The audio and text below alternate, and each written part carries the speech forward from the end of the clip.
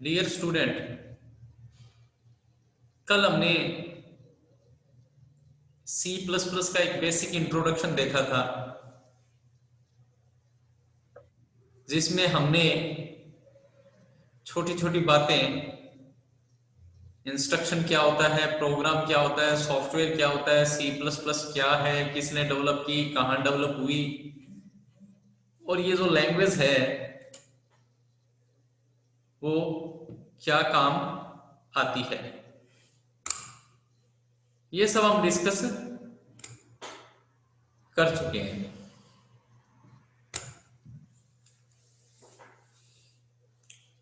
आज हम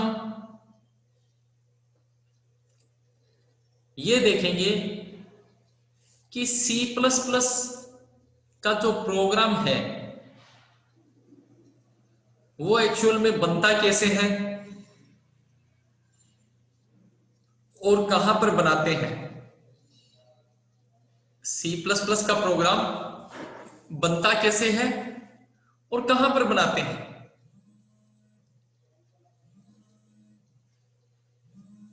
सी plus plus के प्रोग्राम के लिए,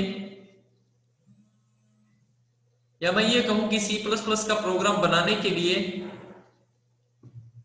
बहुत सारे एडिटर आपको इंटरनेट पर मिल जाएंगे। For example Turbo C plus plus, Dev C plus plus and many more. बहुत सारे एडिटर हैं, आप अपनी सुविधा के हिसाब से आपको जो एडिटर अच्छा लगे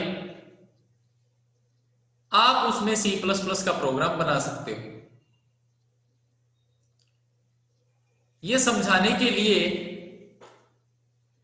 मैंने अभी इस सिस्टम के अंदर दो एडिटर इंस्टॉल किए हैं और मैं उन दोनों एडिटर के अंदर आपको एक ही प्रोग्राम को दो एडिटर के अंदर बनाना बताऊंगा। वो एडिटर आप स्क्रीन पर देख पा रहे हो। एक तो है ये देखो टर्बो सी प्लस प्लस, जो आपको डेस्कटॉप पर दिखाई दे रहा है, टर्बो सी प्लस प्लस।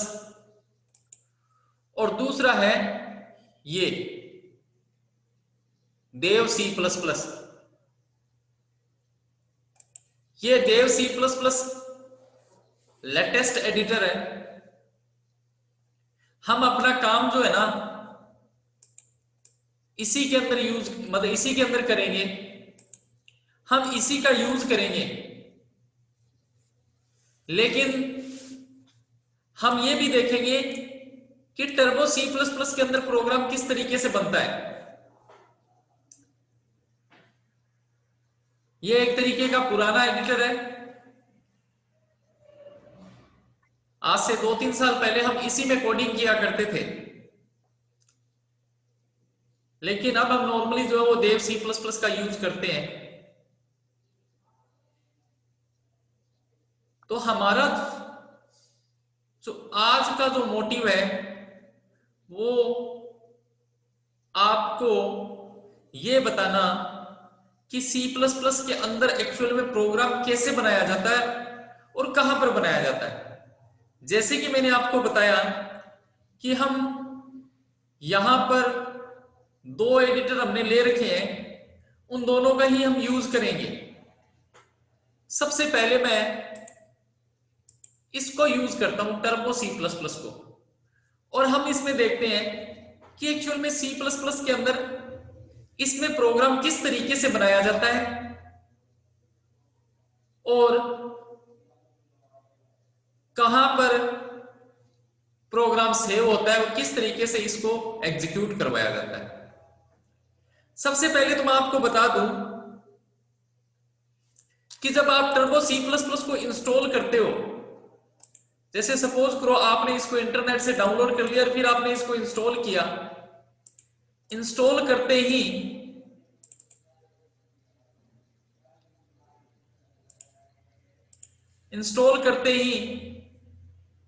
आपकी सी ड्राइव के अंदर बाय डिफॉल्ट आपकी सी ड्राइव के अंदर, मैं किसकी बात कर रहा हूं ध्यान से सुने, मैं टर्बो सी प्लस प्लस की बात कर रहा हूं कि अगर आप टर्बो सी प्लस प्लस का यूज करते हो तो जैसे आप टर्बो सी प्लस प्लस को इंस्टॉल करोगे by default turbo C plus plus C drive के अंदर इंस्टॉल होगा और टर्बो सी प्लस प्लस नाम का फोल्डर जो है वो सी ड्राइव के अंदर बन जाएगा। जब आप इस टर्बो सी प्लस प्लस को ओपन करोगे तो आपको इस तरीके से बहुत सारे फोल्डर दिखाई देंगे। इसमें अगर आप इस डिस्क नाम के फोल्डर में जाएंगे तो वहां पर अगेन आपको टर्बो C3 नाम का फोल्डर मिलेगा। टर्बो C3 नाम के फोल्डर पर जब क्लिक करोगे तो यहां पर आपको बिन नाम का फोल्डर मिलेगा। बिन नाम के फोल्डर पर क्लिक करोगे तो मैं आपको ये यहां तक इसलिए लेकर आया हूं कि जब आप टर्बो C++ का प्रोग्राम बनाओगे, टर्बो C++ का यूज करते हुए प्रोग्राम बनाओगे तो आपका प्रोग्राम बाय डिफॉल्ट यहां पर इस पाथ पर सेव होगा। सी के अंदर टर्बो C++, टर्बो C++ के अंदर डिस्क, डिस्क के अंदर टर्बो C3, टर्बो C3 के अंदर बिन। एक बार दोबारा से बताऊं कि जब आप टर्बो C++ इंस्टॉल करते हो तो आपका turbo C++ by default C drive के अंदर इंस्टॉल होगा। सी ड्राइव के अंदर जब जाओगे तो टर्बो C++, टर्बो C++ के अंदर डिस्क, डिस्क के अंदर टर्बो C3, टर्बो C3 के अंदर bin. C, turbo C++, disk, turbo C3 और बिन।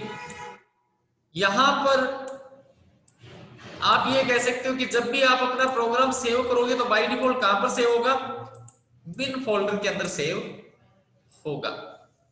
ये तो भी कि भाई जब आप टर्बो C++ को इंस्टॉल करोगे तो टर्बो C++ सी ड्राइव के अंदर इंस्टॉल होगा और आपका बाय डिफॉल्ट प्रोग्राम कहां पर सेव होगा।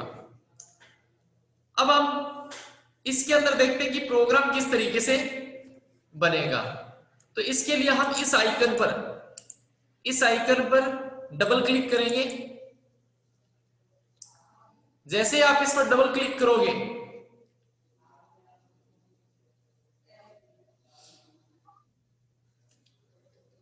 डबल क्लिक करते ही आपको ये स्क्रीन सामने आएगी। आप देख रहे हो इसमें आपको file menu, edit, search, run, compile, debug, project, option, window and help, ये इतने सारे ऑप्शन दिख रहे हैं आपको।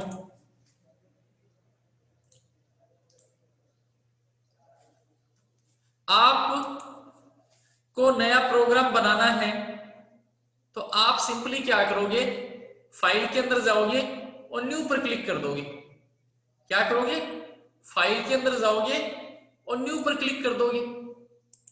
फिर से फाइल में जाओ, न्यू पर क्लिक कर दो। अब ये इस तरीके से कई पार्ट आपको दिखाई दे रहे हैं तो ये जो एरो बटन है इस पर क्लिक कर दोगे। या तो इस एरो बटन पर क्लिक करो, वापस एरो पर करोगे तो वापस हो जाएगा। या फिर आप क्या करो, कीबोर्ड के अंदर जो आपकी फंक्शन की होती है, 12 फंक्शन की होती है, 12 फंक्शन की होती है, उसमें से F5 को दबा दोगे तो भी वही बात है। नहीं तो क्या करोगे, आप ये इस एरो को दबाओगे तो भी वही बात होगी। या फिर आप फंक्शन की F5 की को दबाओगे तब भी ये इस तरीके से बड़ी हो जाएगी स्क्रीन। अब यहां पर आपको C++ का प्रोग्राम बनाना है। C++ के अंदर प्रोग्राम हम यहां पर सबसे इनिशियल प्रोग्राम बनाएंगे, सबसे छोटा प्रोग्राम बनाएंगे।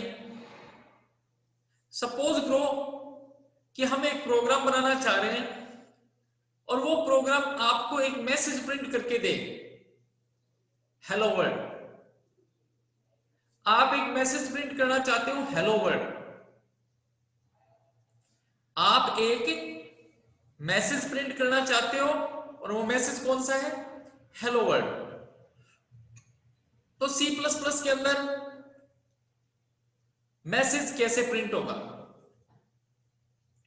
सी प्लस प्लस के अंदर मैसेज कैसे प्रिंट होगा? तो यहां पर हम मैसेज को प्रिंट करने के लिए सी प्लस प्लस के अंदर अगर आपको कुछ भी प्रिंट करना है तो आपको एक स्टेटमेंट लिखना पड़ेगा, COUT। सी प्लस प्लस के अंदर अगर आपको कुछ भी प्रिंट करना है तो आपको क्या लिखना पड़ेगा? COUT, COUT। इस स्टेटमेंट को लिखने के बाद में आगे चलकर के हम ये डिस्कस करेंगे कि ये जो मैंने सी आउट लिखा है इसको हम ऑब्जेक्ट कहते हैं। आगे चलकर हम क्या डिस्कस करेंगे कि सी आउट जो मैंने लिखा है इसको हम क्या कहते हैं? ऑब्जेक्ट कहते हैं। और इसके साथ में ये लेस देन ये सिंबल यूज करता हूं। आगे चलकर के हम पढ़ेंगे कि इसको हम पुट टू ऑपरेटर कहते हैं। अभी मैंने आपको बताया कि आपको एक मैसेज प्रिंट करने का प्रोग्राम बनाना है और वो मैसेज है हेलो वर्ल्ड।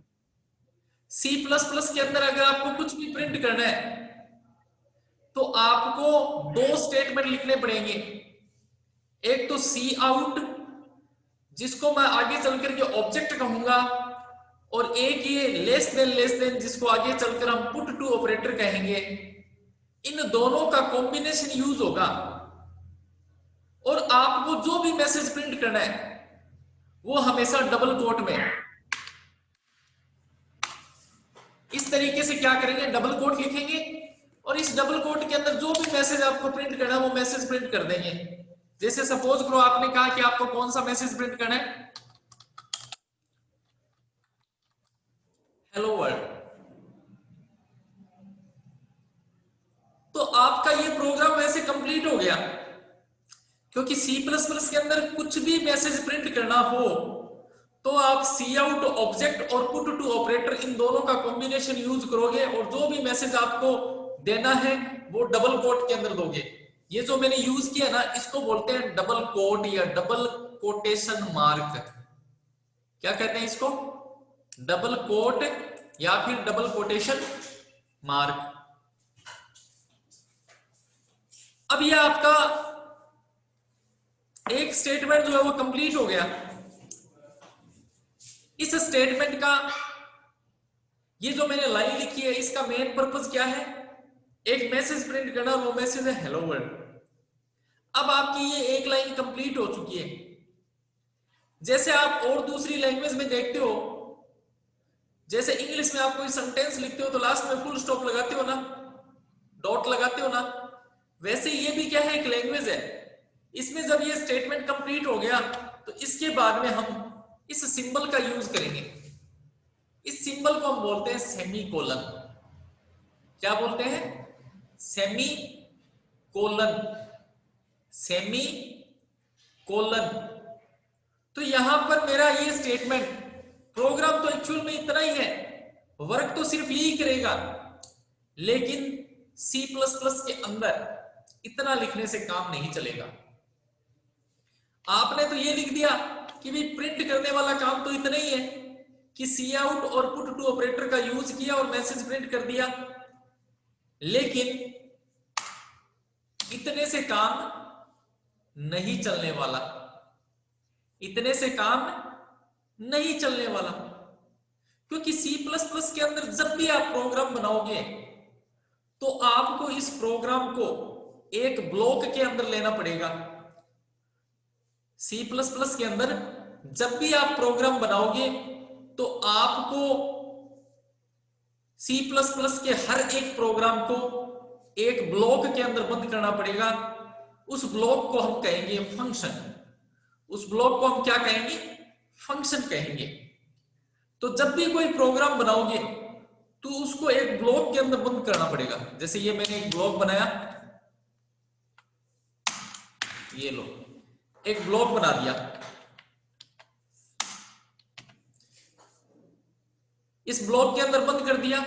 अब इस ब्लॉक को मुझे क्या देना पड़ेगा, एक नेम देना पड़ेगा, और वो नेम हमें ये देना पड़ेगा MAIN, और ये इस तरीके से।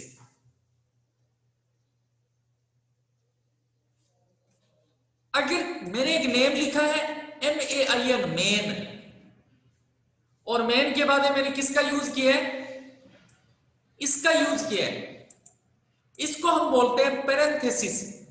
टेक्निकल टर्म में इसको क्या बोलते हैं, पैरेंथेसिस। इसको हम क्या बोल रहे थे, सेमीकोलन। इसको हम क्या बोल रहे हैं, डबल कोट। हेलो वर्ड को जिस सिंबल में बंद किया उसको तो बोलते हैं डबल कोट, और हेलो वर्ड के बाद में जो मैंने सिंबल लिया उसको बोलते हैं सेमीकोलन, और ये मेन के बाद में जो लिया है उसको बोलते हैं पैरेंथेसिस। तो जिस भी नाम के साथ क्या लगा हो, पैरेंथेसिस लगाओ, उसे हम फंक्शन कहते हैं। जिस भी नाम के साथ, या मेन के साथ मैंने क्या लगा रखा है, पैरेंथेसिस लगा रखा है, तो जिस भी नाम के साथ पैरेंथेसिस लगाओ उसे क्या कहते हैं, फंक्शन कहते हैं। इसका मतलब ये हुआ कि C++ के अंदर आप कोई भी प्रोग्राम बनाओगे तो आपको उस प्रोग्राम को किसके अंदर बंद करना पड़ेगा, मेन फंक्शन के अंदर बंद करना पड़ेगा। आपने एक ब्लॉक बनाया, स्टार्ट किया, बंद किया, और इसको एक नाम दे दिया, वो नाम है मेन। इसका मतलब जब भी आप कोई प्रोग्राम बनाओगे C++ के अंदर तो आपको उसको किसके अंदर लेना पड़ेगा, मेन फंक्शन के अंदर लेना पड़ेगा। अब आप कौन सा प्रोग्राम बनाना चाह रहे थे, आप हेलो वर्ल्ड मैसेज प्रिंट करने का प्रोग्राम बनाना चाह रहे थे, तो आपने लिख दिया ये cout object put to operator double quote के अंदर हेलो वर्ल्ड और सेमीकोलन, ये लो प्रोग्राम तो हो गया।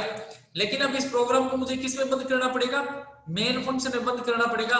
इसलिए मैंने मेन के साथ पैरेंथेसिस यूज किया, इसकी बॉडी बनाई, स्टार्ट किया, बंद किया। इसका मतलब मेन फंक्शन आपका यहाँ स्टार्ट हो रहा है और यहाँ पर फिनिश हो रहा है, और इसके बीच में हमने क्या ले लिया, मैसेज प्रिंट करने वाला लॉजिक ले लिया। अब जब मैंने इस मेन को क्या कहा कि ये एक फंक्शन है, आगे चल करके हम फंक्शन को जब बनाना सीखेंगे, आगे चल करके हम क्या करेंगे, बहुत आगे चल करके हम फंक्शन को बनाना सीखेंगे, उस टाइम में हम ये कहेंगे कि हर फंक्शन कुछ ना कुछ वैल्यू रिटर्न करता है। हर फंक्शन जब भी एग्जीक्यूट होता है, हर फंक्शन जब भी रन होता है, तो वो कोई ना कोई वैल्यू आपको रिटर्न करता है। इसका मतलब हर फंक्शन का क्या होता है, एक रिटर्न टाइप होता है। और मैंने इस फंक्शन का एक रिटर्न टाइप लिखा int। मैंने इस फंक्शन से पहले क्या लिख दिया, int, जिसको हम इंट कहेंगे, और इंग्लिश में इसको इंटीजर बोलते हैं। इंग्लिश में हम इसको क्या बोलते हैं, इंटीजर बोलते हैं। इसका मतलब क्या हुआ, जब मैंने इस मेन फंक्शन से पहले int इंट का यूज किया और फिर स्पेस दे दिया, तो इसका मतलब ये हुआ कि हर मेन फंक्शन से पहले आपको क्या यूज करना पड़ेगा, इंट यूज करना पड़ेगा। हर मेन फंक्शन जो है उसकी क्वालिटी होती है कि वो बाय डिफॉल्ट किस टाइप की वैल्यू देता है। एक मिनट,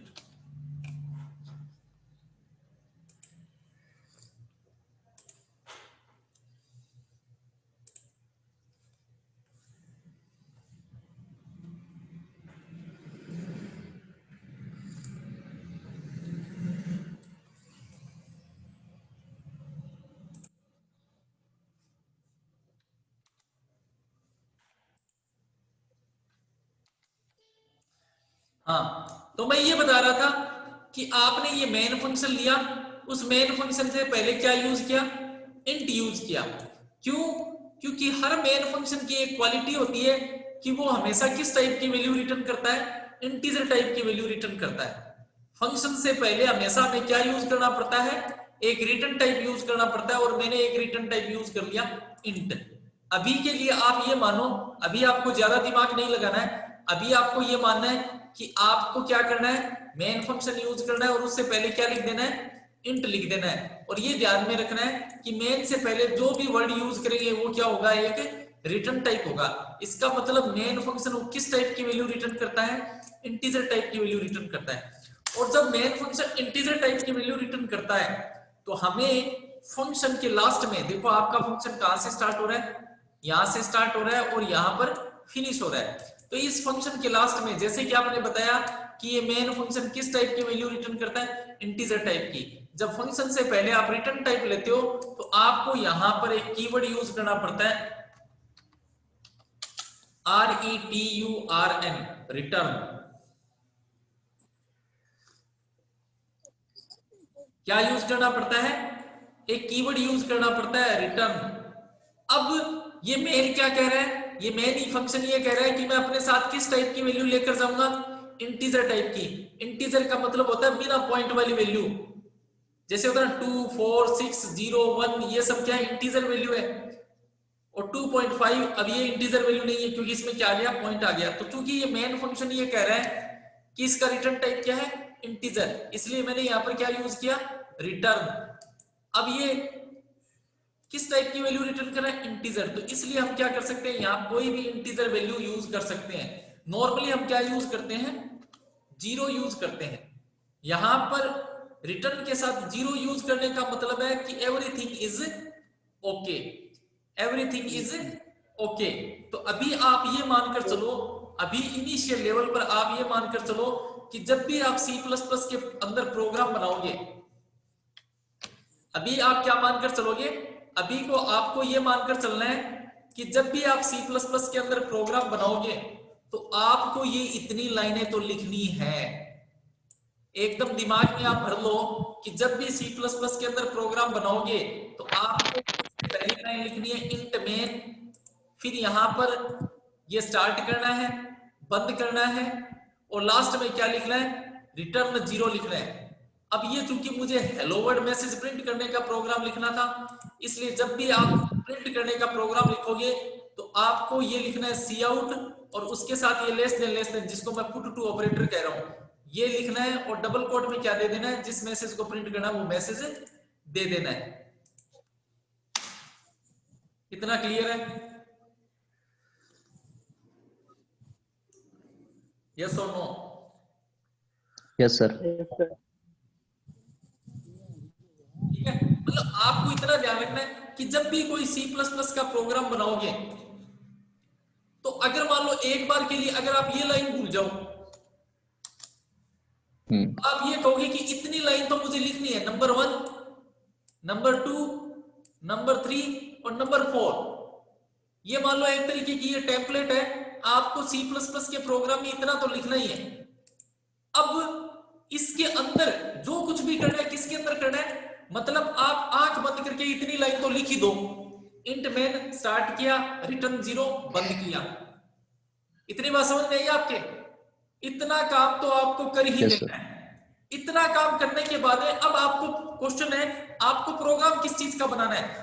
अब क्वेश्चन ये आया कि सर प्रोग्राम तो मुझे मैसेज प्रिंट करने का बनाना है, कौन सा मैसेज प्रिंट करना है, आपने कहा हेलो वर्ल्ड मैसेज प्रिंट करना है। तो आपके दिमाग में अच्छा मैसेज प्रिंट करना है, तो C++ के मैसेज प्रिंट करने के लिए हमें सी आउट लिखना पड़ता है और ये पुट टू लिखना पड़ता है। इतना लिखने के बाद में जो भी मैसेज प्रिंट करना हो उसको इस डबल कोट के बीच में लिखते हैं।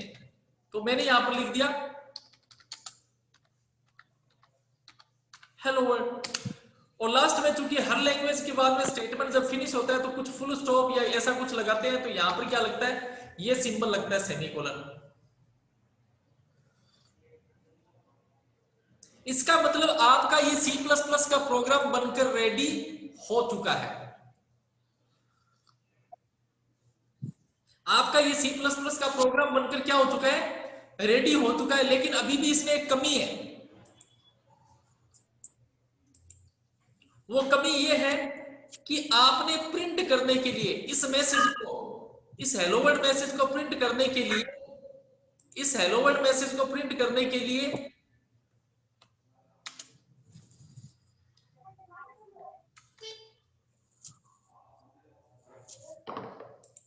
आपने ये जो सी आउट और ये पुट टू लिखा है, तो ये तो रेडीमेड चीजें यूज की आपने, ये आपने क्या यूज की है, रेडीमेड चीजें यूज की है, और रेडीमेड कुछ भी नहीं मिलता, रेडीमेड कुछ भी नहीं मिलता। इसलिए इस प्रोग्राम के अंदर आपको बताना पड़ेगा कि ये सी आउट और ये पुट टू आपने जो यूज किया है ये कहां पर है, ये कहां पर है, इसका रेफरेंस आपको बताना पड़ेगा कि आपने मैसेज को प्रिंट करने के लिए सी आउट और पुट टू यूज तो कर लिया, लेकिन ये अवेलेबल कहां पर है ये आपको बताना पड़ेगा।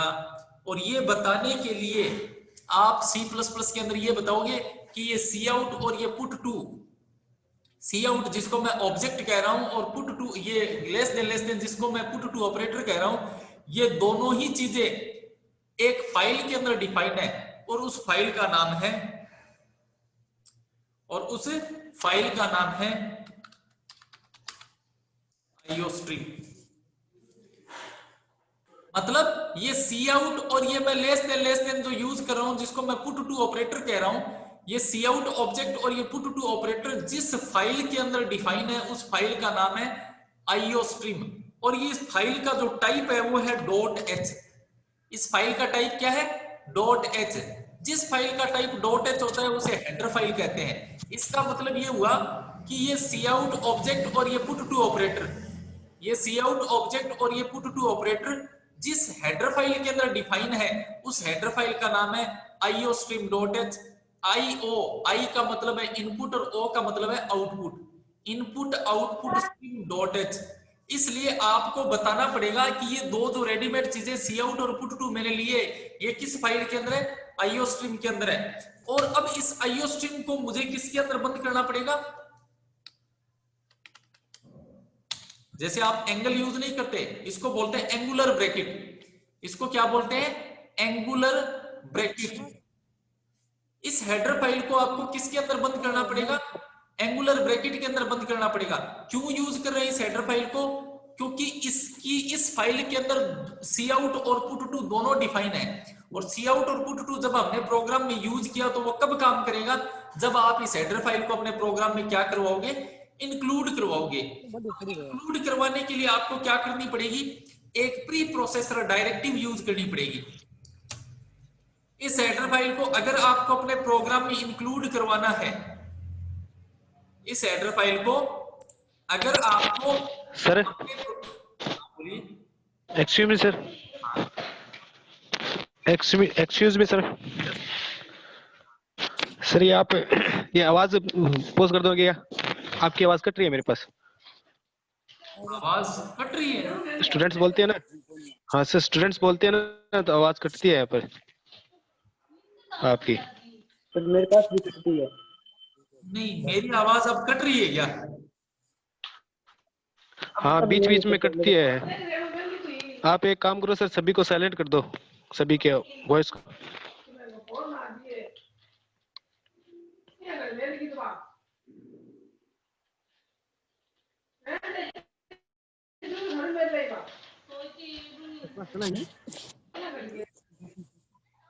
चलो बेटा अभी आप है ना एक काम करो, कोशिश करो, क्योंकि अभी जो है अपने पास टाइम कम रह गया, अगली क्लास में अपने देखेंगे तब तक, क्योंकि हो सकता है रिकॉर्डेड वीडियो जो आएगी उसमें जो है ना आपको ये चीजें नहीं देखने को मिलेगी। हाँ मैं ये कह रहा था सी आउट ऑब्जेक्ट और ये पुट टू ऑपरेटर जो है ये बैकग्राउंड में आवाज किसकी आ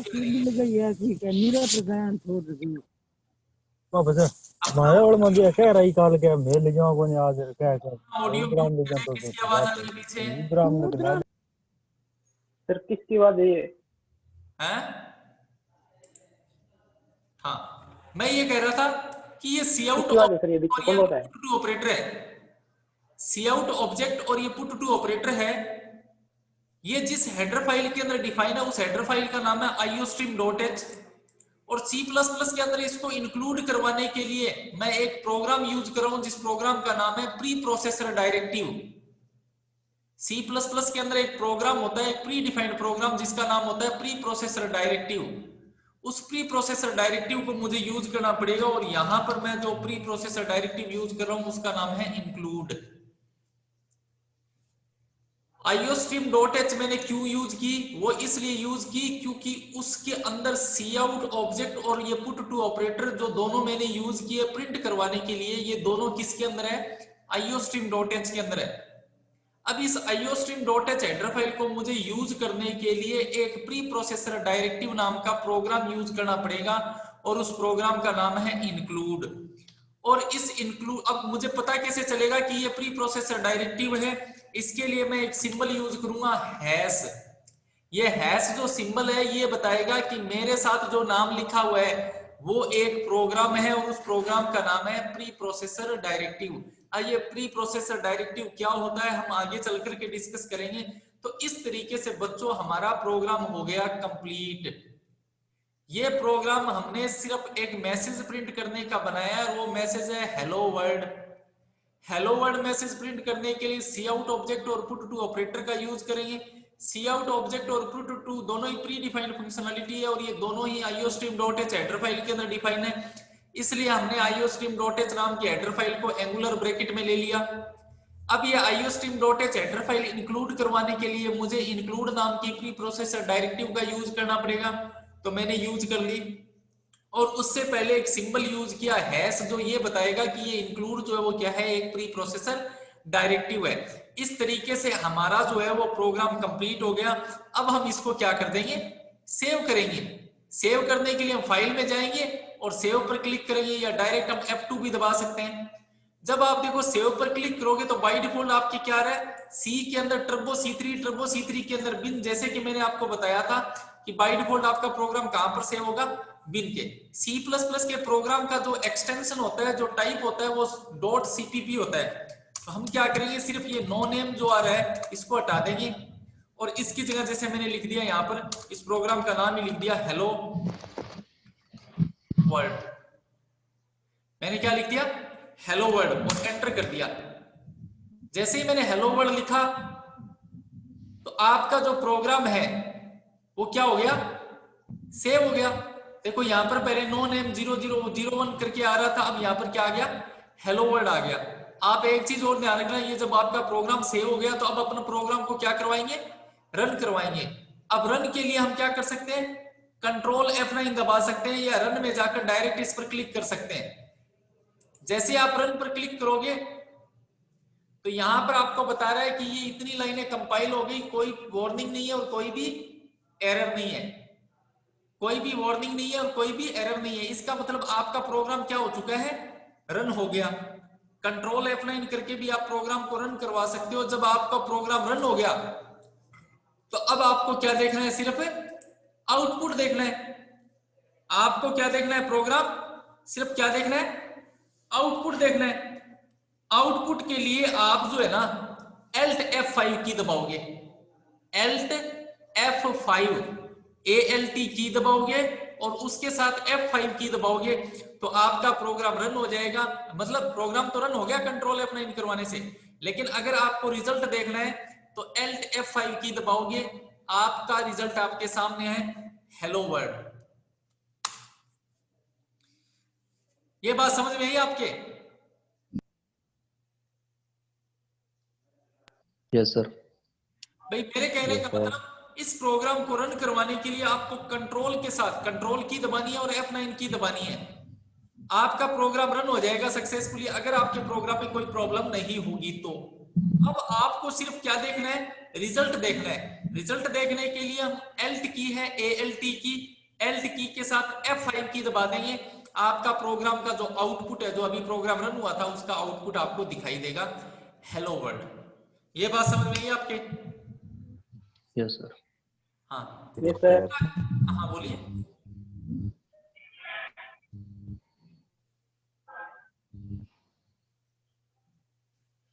तो बच्चों ऐसा है कि कोई बात नहीं, अगर मान लो किसी कोई लेट आया है, किसी को समझ में नहीं आया है, तो आपको जो है इसकी रिकॉर्डेड क्लास जो है वो सेंड कर दी जाएगी। भाई मेन मोटिव यही था कि भी प्रिंट करवाने के लिए सी आउट और पुट टू का यूज करते हैं, ये दोनों ही iostream.h के अंदर